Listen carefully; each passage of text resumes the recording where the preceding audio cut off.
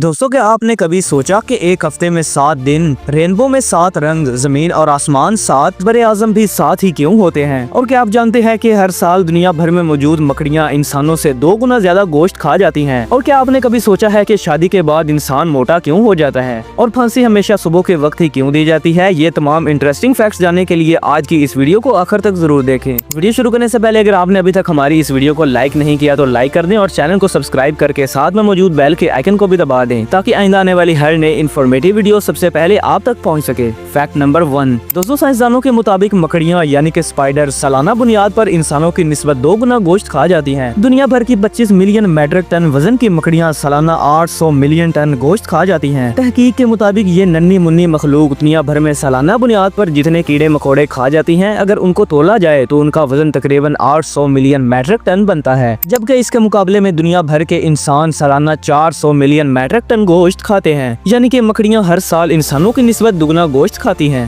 Fact number 2। दोस्तों, क्या आपने कभी सोचा कि खाना काबा में तवाफ के दौरान 7 चक्कर ही क्यों होते हैं? 7 जमीन और 7 आसमान, माँ के पेट से जमीन के पेट में आने तक जिंदगी की मंजिलें 7, कुरान की मंजिलें भी 7, यानी कि कुरान की किरत 7 तरह से, बरे आजम भी 7 हैं और हफ्ते में दिन भी 7, शैतान को कंकरियां और सही के चक्कर भी 7। दोस्तों, आपको बताते चले कि 7 का हिंसा इस्लाम में मुतबर्रक है और मकाम वाला है। ये हिंसा अल्लाह ताला को प्यारा है और इसलिए तवाफ के चक्कर भी 7 ही होते हैं। रवायत है कि रसूलुल्लाह सल्लल्लाहु अलैहि वसल्लम ने अपने मर्ज में 7 मशकीज़ा पानी से गुस्ल करवाने के लिए फरमाया। अल्लाह ताला ने कौम आद पर तूफान बालो बादा 7 रातों तक जारी रखा। अभी तक साइंटिफिकली ये पता नहीं चल सका कि इस हिंसे को ऐसे बार बार क्यों इस्तेमाल किया गया है। Fact number 3। दोस्तों, ये तो आप जानते होंगे कि इंसानी जिस्म का सबसे इम्पोर्टेंट यानी कि जरूरी हिस्सा दिमाग है। इसके अलावा आपने इसके बारे में और बहुत सी मालूमात सुनी होंगी, लेकिन इसके बारे में हम आज आपको जो बताने जा रहे हैं ये शायद आपने कभी नहीं सुना होगा। आपको ये बात जानकर हैरत होगी कि इंसानी ब्रेन यानी कि दिमाग हमें एक LED बल्ब जलाने जितनी बिजली भी दे सकता है।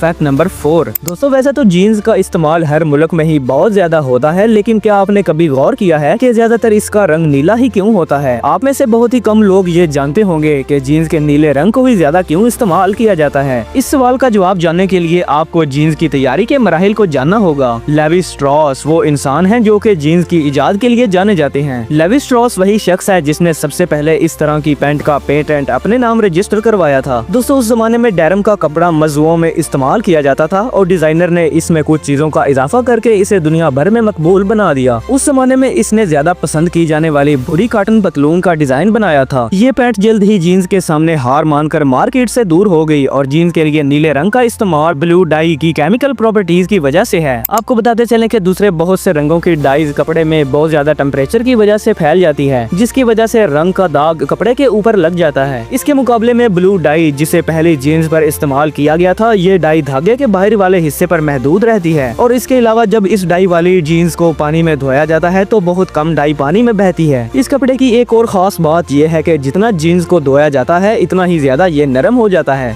Fact number 5। दोस्तों, आपने शायद गौर किया होगा कि शादी के बाद अक्सर लोग मोटे हो जाते हैं, जो कि कामयाब शादी को निशानदही करती है। अमेरिका की एक रिसर्च में 8000 जोड़ों के जिस्मानी वजन का जायजा लिया गया और नतीजा निकाला कि शादीशुदा औरतों का वजन शादी के पहले 5 से 6 माह के अंदर 5 से 6 किलो तक बढ़ता है। इस रिसर्च में ये भी बताया गया कि शादीशुदा मर्दों का भी वजन बढ़ता है और सिर्फ 2 साल के अंदर ही 5 किलो या इससे ज्यादा इजाफा मुमकिन है, मगर ये मियाँ बीवी के अच्छे ताल्लुकात से ही मुमकिन होता है। दोस्तों, ये रिसर्च 4 साल तक की गई और पता चला कि ये वजन खुशबाश रहने वाले जोड़ों में बाकी लोगों की निस्बत ज्यादा बढ़ता है। Fact number 6। दोस्तों, हर मुल्क की खवातीन अपने हुस्न को कायम रखने के लिए जेवरात इस्तेमाल करती हैं, लेकिन क्या आप जानते हैं कि भारत में एक ऐसा कबीला भी पाया जाता है कि जिसकी खवातीन के हुस्न को छुपाने के लिए इनकी नाक में बदनुमा जेवर पेवस्त कर दिया जाता है। ये खवातीन रियासत अरुणाचल प्रदेश के पतानी कबीले से ताल्लुक रखती हैं, जिन्हें तानी भी कहा जाता है। इस कबीले पर माजी में इर्द गिर्द के कबाइल बहुत ज्यादा हमला करते थे, इसलिए वहाँ की कबीले की खूबसूरत औरतों को अगवा कर लिया जाता था। कबीले के सरदार ने इस मसले का ये हल निकाला कि सब खूबसूरत खवातीन का हुलिया बदसूरत बना दिया जाए ताकि हमला आवर उन्हें अगवा करके ना ले जाएं। इस फैसले के बाद कबीले में रवायत शुरू हो गई कि जैसे ही किसी लड़की की बलूगत का आगाज होता तो इसकी नाक की दोनों अतराफ सुराख करके इसमें बड़े बड़े स्याह कोके डाल दिए जाते। इन बड़े बड़े कोकों की वजह से खवातीन की शक्ल काफी ज्यादा भयानक लगने लगती थी। आपको बताते चले कि कबीले की जदीद नस्ल इस रस्म से निजात पा चुकी है और अब सिर्फ बड़ी बूढ़ी खवातीन ये कोके पहने नजर आती हैं। Fact number 7। दोस्तों, हमारे यहाँ दुल्हनों का जो शादी का जोड़ा पहनाया जाता है वो कई रंगों से आरास्ता होता है, लेकिन अगर आप मगरबी माशरे की जानब नजर दौड़ाएं तो आपको वहाँ शादी के मौका पर हर दुल्हन सिर्फ सफेद रंग का ही शादी का जोड़ा पहने दिखाई देगी। क्या आप जानते हैं कि ऐसा क्यों होता है? अगर नहीं तो आइए हम आपको बताते हैं। बहुत सारे लोग इस सफेद रंग के अरूसी लिबास को देखकर ये समझते हैं कि ये शायद ईसाई मजहब का एक हिस्सा है और इसे पाकीज़गी की अलामत समझा जाता है, लेकिन दोस्तों आपको बताते चले कि ऐसा बिल्कुल भी नहीं है। दरअसल दोस्तों 18वीं और 19वीं सदी के दरमियान में सफेद रंग दौलत और ऐशो इशरत की अलामत करार दिया जाता था, क्योंकि इस वक्त ये रंग सिर्फ अमीर लोग ही इस्तेमाल किया करते थे। इसकी बुनियादी वजह ये थी कि इस दौर में कपड़े धोने का कोई मुअस्सर तरीका मौजूद नहीं था और हर कोई कपड़े धोने की इस्तात भी नहीं रखता था। ऐसे में लोग रंग बिरंगे कपड़े पहना करते थे ताकि अगर कपड़े मैले हों भी तो इन पर लगे दाग वाजे ना हो और कपड़ों को बगैर धोए कुछ दिन मजीद गुजारे जा सके। जबकि इसके बरअक्स सफेद कपड़ों पर हल्का सा दाग भी कुछ ज्यादा नजर आता है, इसलिए माजी में सफेद रंग के कपड़े सिर्फ अमीर तरीन अफराद या इनकी दुल्हनें इस रंग का जोड़ा इस्तेमाल किया करती थी। दोस्तों वक्त गुजरने के साथ साथ ये रवायत आम होती चली गई और माशरे में इस हद तक सरायत कर गई कि मगरबी दुल्हनों का सफेद रंग का अरूसी लिबास इनकी सकाफत का हिस्सा बन गया।